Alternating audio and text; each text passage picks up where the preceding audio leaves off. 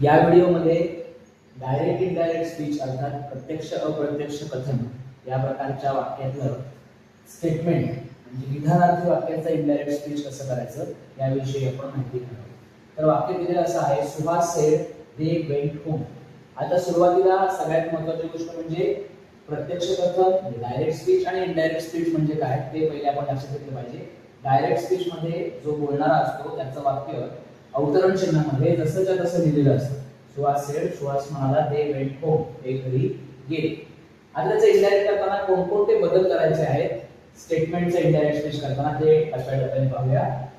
Suhas sed इथपर्यंत वाक्याचा भाग आपल्याला तसाच द्यायचा आहे। त्याच्यानंतर दॅट ने वाक्य आपल्याला पुढचं जोडायचं। दॅट वापरल्यामुळे इथे जे अवतरण चिन्ह आहे ती या वाक्यामध्ये काढून टाकले आपण। Suhas said that.